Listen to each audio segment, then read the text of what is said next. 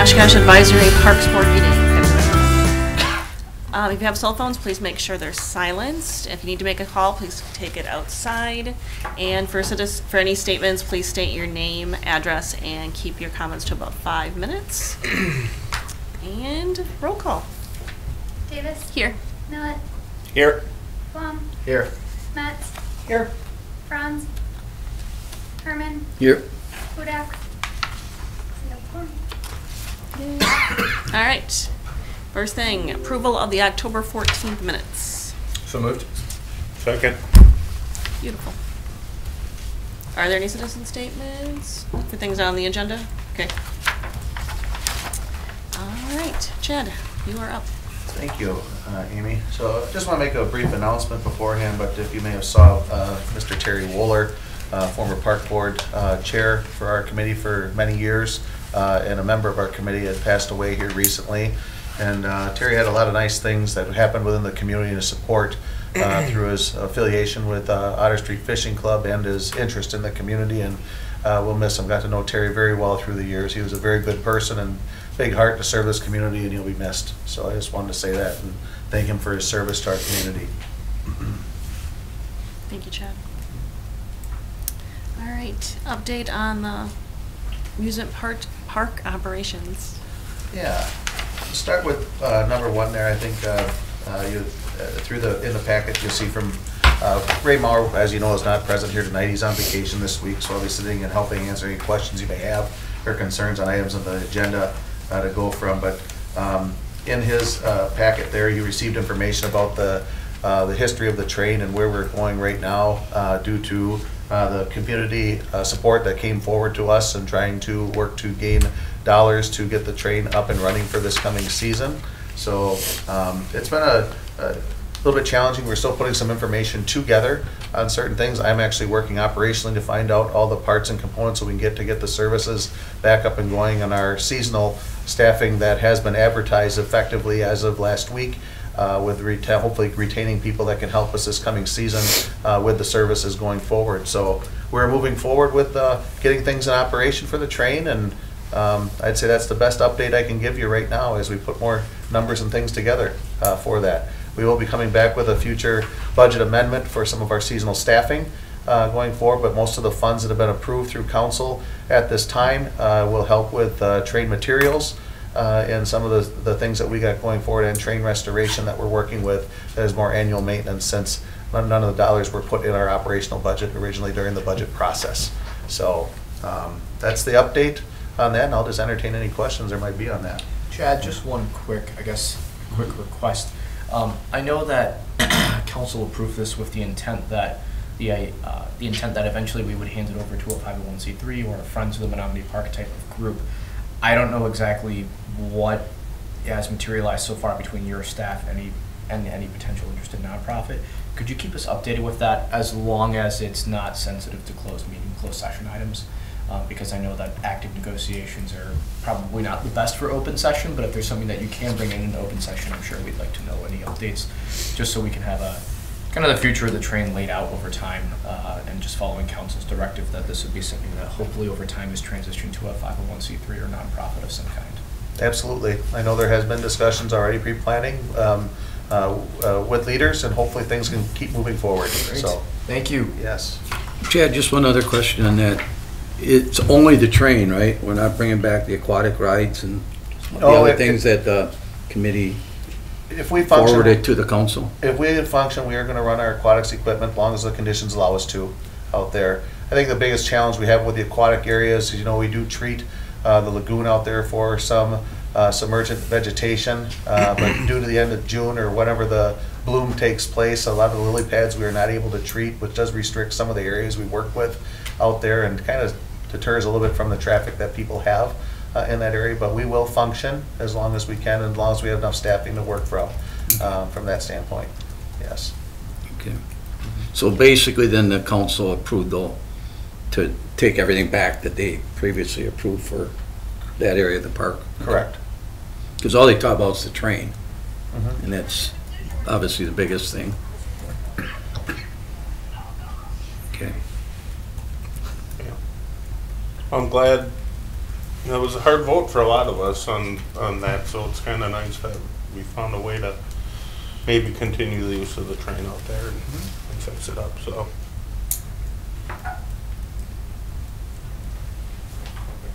All right, moving on to discuss and recommend amendment to the municipal code for the speed limits for boats and aqua activity.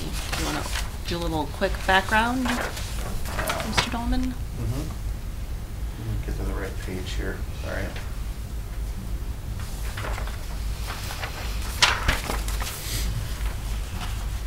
Yeah, in your packet, back in September, we had discussed or had a request from the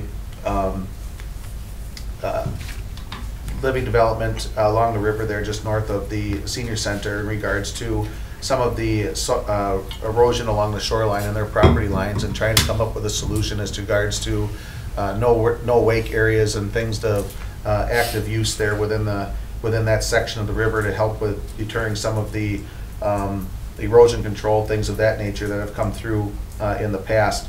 The directive was to come back with potential ordinance or change or recommendation for developing to reduce some of the wake things of that nature in the river, in the section between more in the section of between Wisconsin Street Bridge or Wisconsin Street Bridge to the north towards Oshkosh Avenue.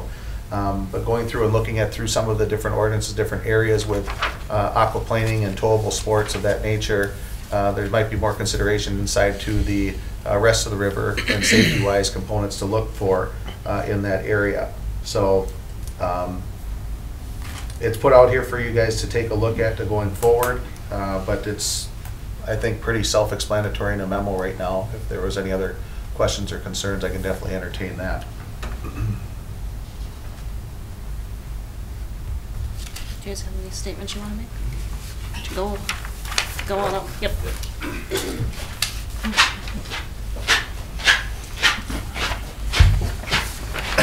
Can you give any more detail on, you're talking about no wake or speed limit, or is this just open for discussion that's going to be voted and completed tonight?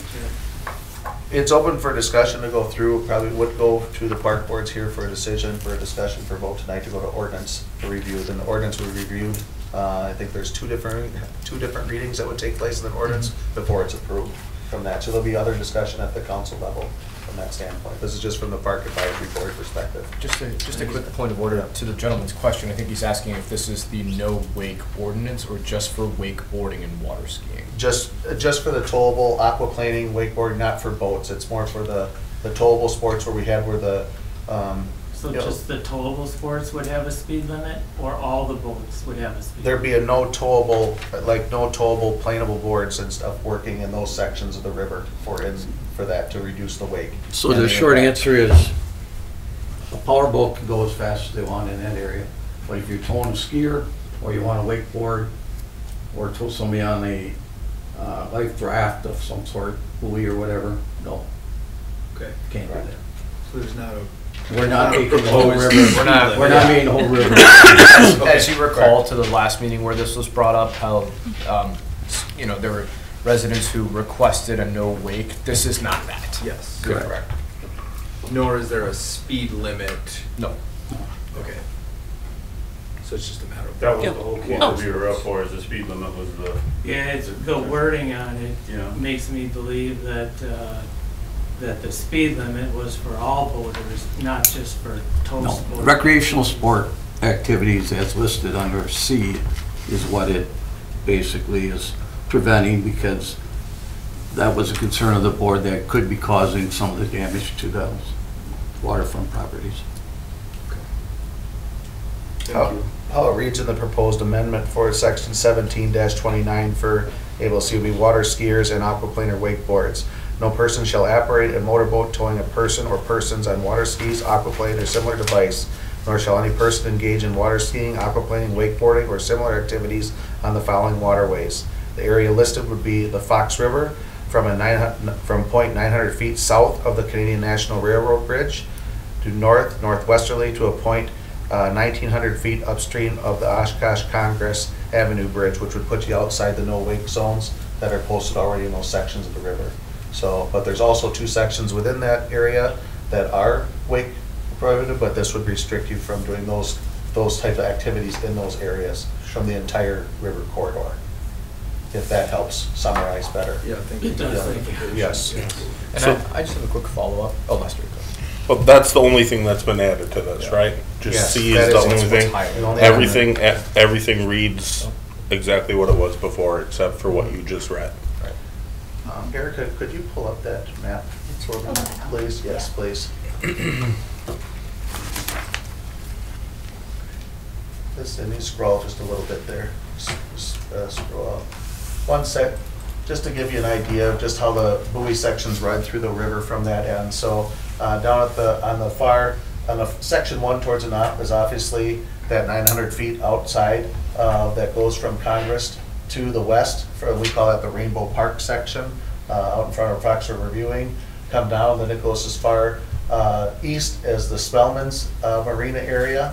And then the 2 sections in the middle are the ones that are non-wake right now.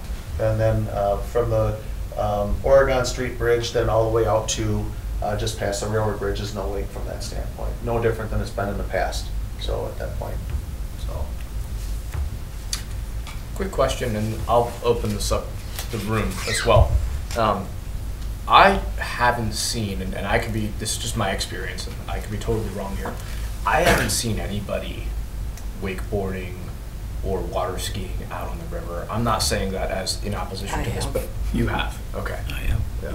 Yeah. It's very popular during the week. During the Okay. weekday, weekend, it's a death Sure. sentence to, Yeah. Oh, I with how can much imagine. traffic is going through there, but during the week, that's when they like to do it, because the river is somewhat calm, and so, but. And then in your opinion, given the activity that's, with Mercury Marine and Lakeside Marina, do you guys find that could possibly interrupt your operations if there are people whizzing by there on water skis in the middle of the day on like a Thursday or Friday or a Wednesday? It's very rare circumstance, like it's not a consistent, like Okay. yeah, it's very sporadic and when it happens and. More of a wait. Yeah, You might be heading in the right direction.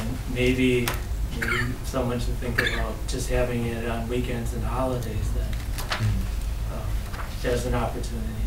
As far as that type of boating activity, it doesn't disturb our testing during the weekdays when we're out.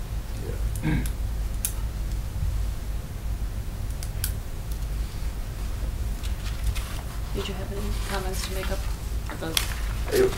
We thought there was a Well, potential yeah, speed sure. limit being imposed, and that was our largest concern, so. Well, I think this is a step in the direction, to help ease the residents that are concerned about lake shore erosion, so, I think this is a place to start, see what happens. Yeah, there is wake surfing that's happening, which is probably the Biggest culprit. the biggest culprit of the erosion that they're concerned about, so this may be that smooths over and makes everybody kind of happy. I mean, obviously, there's still a ton of traffic on the weekend that we're not gonna mitigate, but, if you could just not compound it through surfing throughout the week or something.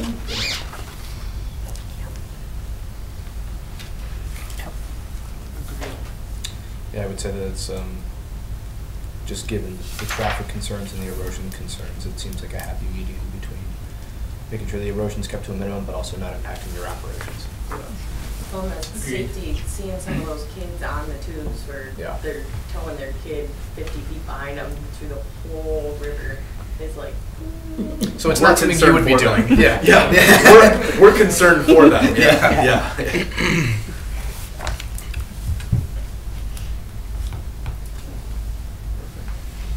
All right, so we looking for a vote to move it on to, Yes. all right. I move to accept as stated. I do too, except there's an error to a point. Oh, just a grammatical? Yes. Yeah, okay. Chad wanted to make a point. Yeah, that's how it happens. Good point. We we can make that change. So that's our second. Yeah, Okay, we have a Becky motion was. in a second. Okay. Davis, Aye. Millet, Aye. Plum, Aye. Metz, Aye. Herman, Aye. motion carried. Thank you. All right. Well, yeah, you guys can go. Thank you very much. Thanks for being here. Appreciate it. Yeah, appreciate it. Appreciate it. Have a great evening. You too. Thank you. And next, we have Ann Schaefer, the Marketing and Fund Development, to talk about the Native American Culture Program.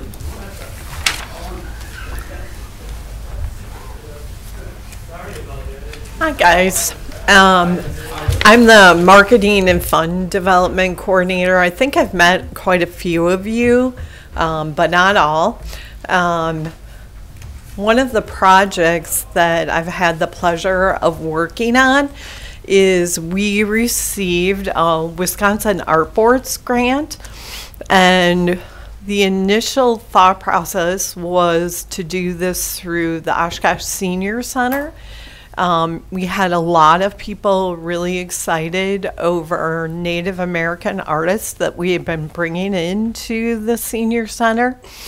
And so we thought, let's make this bigger and go after some funding so we have that opportunity. When we got into it, we thought it would be a great tie-in to have the archaeologists and the tribal representatives talk to the public about the archaeology work that was done out in Menominee Park. So the event just kind of got bigger, and the program series got bigger, and we eventually partnered with the Oshkosh Public Museum because they have a lot more experience than I do on Native American culture in our communities, etc. So now we've got this great series that is going to kick off on February 23rd at 2 p.m. It's a Sunday. It'll happen at the Convention Center. It's free to the public. There's going to be a panel discussion with Jennifer Haas from the UWM Archaeology Department, David Greenan from the Menominee Tribe, and Bill Quackenbush from Ho-Chunk. And the public's going to have a chance to hear their perspectives and ask questions. And I'm excited to say so far we have 150 people that have signed up. My goal is to get to 300.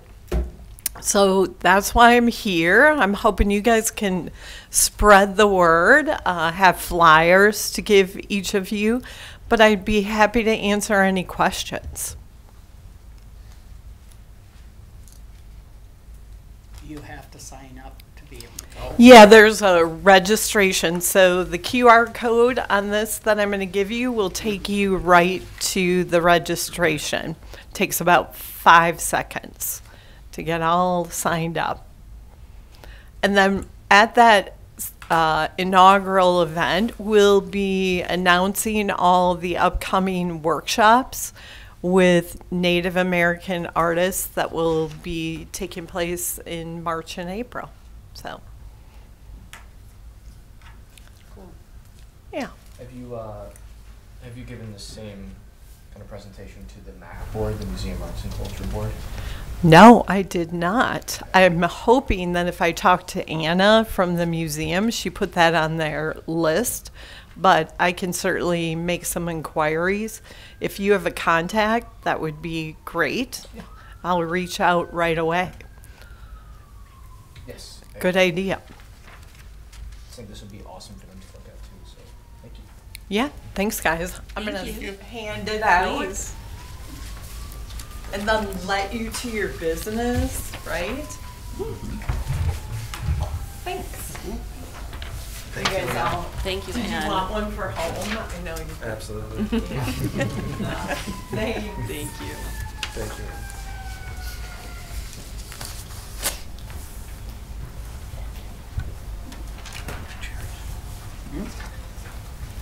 Thank you. All right.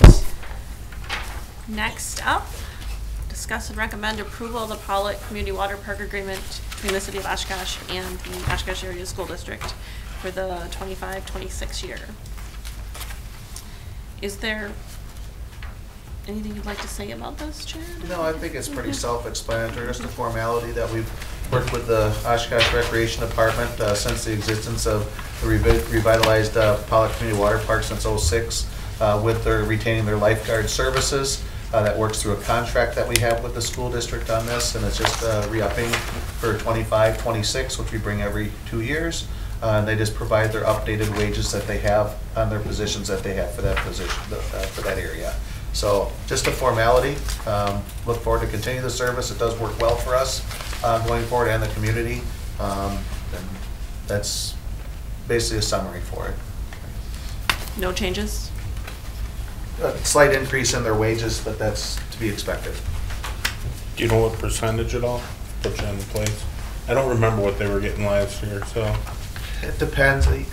Usually they fall in sync with what we work with, and when the city does their increases, will our service do that? So it's close to 4% or 4.25 this year.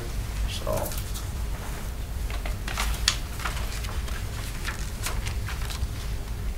I make a motion to approve. Second. Davis, Aye. Millet, Aye. Vaughn, Aye. Metz, Aye. Herman. Aye. Motion carried. All right. Now the fun stuff. Staff reports. Chad first. Yeah, just a couple things there. I think we've finally had a year for some ice skating down at Menominee Park, the lagoon. So that's been a very good. Again, we partnered with the Oshkosh Recreation Department. They help with servicing a supervisor for the site inside the zoo and working with our concession stand at the Lake Fly. So we're able to open up some services there for people to stay warm and have a couple refreshments.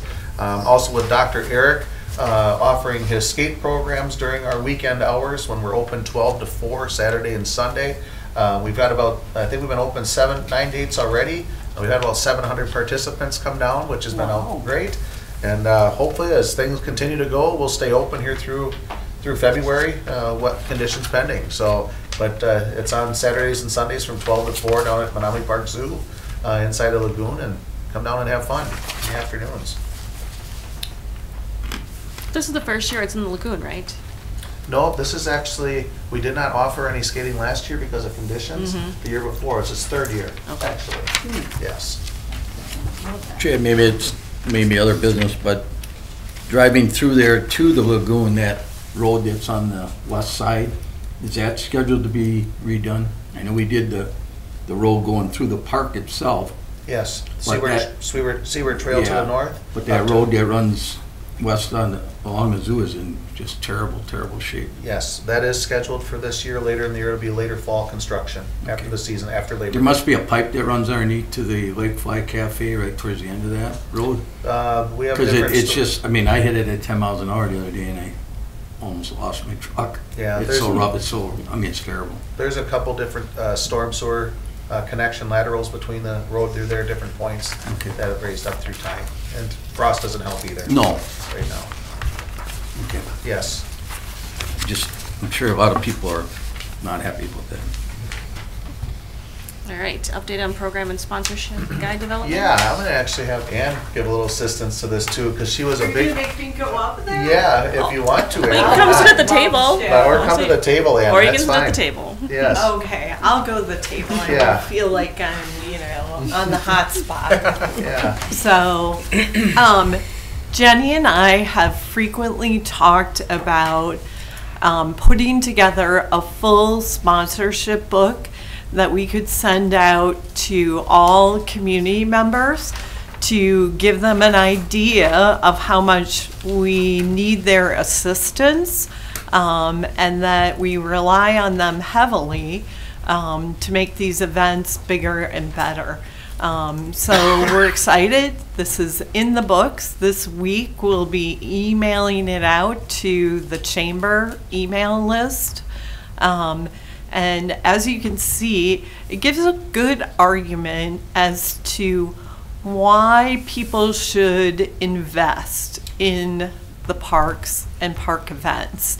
And we think it's really important for companies and organizations to understand it's one of our biggest quality of life assets. And it's important that we all care and invest. And if they can't give monetarily, maybe they can send volunteers, etc. Because ultimately it makes our community just that much more attractive, because we're a place of things going on during the summer. And I hope you guys have seen over the last couple years, we've really programmed the summer in the zoo, and we've had a lot of great response to what's going on there. And we've had some success securing some large sponsorships already. Now we just need one for the leech. Anybody want to step up? No, I'm just kidding. But as you can see, the booklet is really complete, and it's actually a nice showcase for all the events that Jenny puts together. Are you sending one to us too?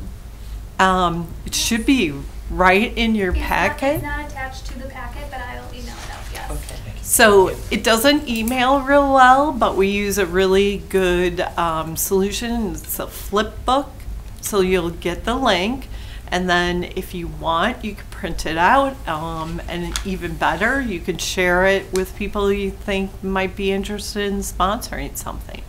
One thing we did new this year, Erica, if you go to the last page, very end, we did a newspaper ad, and we thanked all our in-kind sponsors, and we're going to continue sponsors, monetary and in-kind, and we feel that's important, and we'll continue that for next year.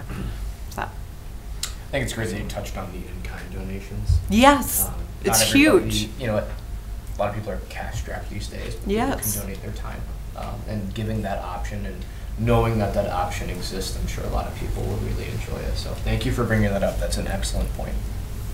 Yeah. And we always need volunteers. Oh Yes. yeah. I just want to reiterate Ann's comment in regards to it really is a showcase of what we do for the community, and all the support that we've had in the past has just been astounding from that. We continue to grow in these areas. I think the sponsorship dollars or the values that are out there are very well varied to help all makes and models of people to get involved with their community and the programs that are out and the services we can help provide. So we're very grateful for the participants that we've had out in the past and look forward to the future. Yeah, and it just brings added value to the zoo. We secured a sponsorship with ThedaCare, and now they have brought some of their partners in. So a very cool thing coming up this summer is they are going to have agencies down there helping to scan children age 0 to 3 years for certain learning disabilities, etc., and then getting them into programs so that they can be good and ready for kindergarten when that time comes around. So it's just kind of stuff like that that comes in play when we start partnering. It's great.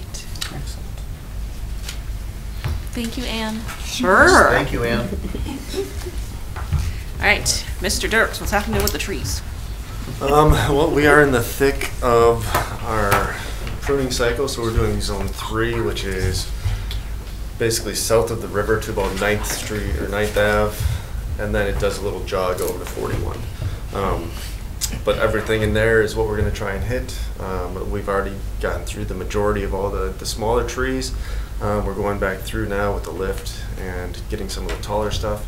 The removals and everything have kind of taken a back seat, or a lot of the street side stuff has taken a back seat because we finally had the perfect winter for doing a lot of the pruning in the parks and off-road without getting stuck or tearing all the grass up. So we're trying to get as much of that stuff done as we can, which leads us into the invasive species and everything. So like I said, we finally had the right conditions to go in and clean up a lot of our parks. We went through and started mowing a lot of the buckthorn down just so that we can get a handle on it again. It's gotten out of control. We haven't been able to go through and do a lot of this maintenance for 2-3 years just because we haven't had the conditions. So now that we've had the conditions, we went in, cleared a lot of it out. Actually got more parks done than we were planning on. So we went through and did Abbey Park, Aiken Acres, or North High Conservancy. So we went through Red Arrow Park and did along the lake shore, or along the Sawyer Creek by the disc golf course. Lakeshore Park, and I think that was about it for all the buckthorn removal. But then we also went through and were able to go in and prune a lot of the park trees for mower clearance and just give them a decent once over for the next, hopefully, you know. Hopefully it's only 1 or 2 years, but who knows, it may be 10. But we also went through and did some fence line trimming. So there again, that's just to help us keep maintain, you know, help with the mowers and stuff. It's also so that some of the brush and everything that's starting to grow through doesn't damage the fence. And yeah, just make it easier for controlling and maintenance areas. That's really all I got, unless you guys have questions on anything. So do you dig up the buckthorn? Or just cut No. them off? We just go through and mow it. Okay. It helps because then it's one, we're making it use a lot of energy to try and regrow. Plus, a lot of that stuff was bigger, you know, it's anywhere from 2 to 6 inch diameter. So it's older, mature, starting to seed out. So by going through and mowing it, we've at least taken away that seed source for a year or two. So at least it'll help stop and control the spread a little bit. And if we're able to continue mowing it, it'll just keep on with the process and hopefully gain a small amount of control with it. Right. Uphill battle. Yeah. Constantly. If anybody has any goats.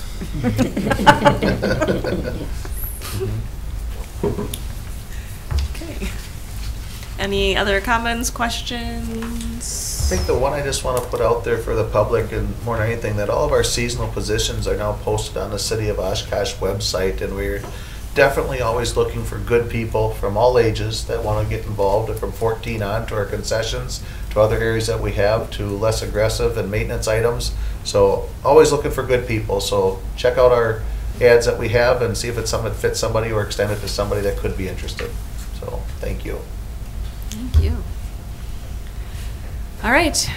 I make a motion to adjourn. So moved. So moved. All in favor? Aye.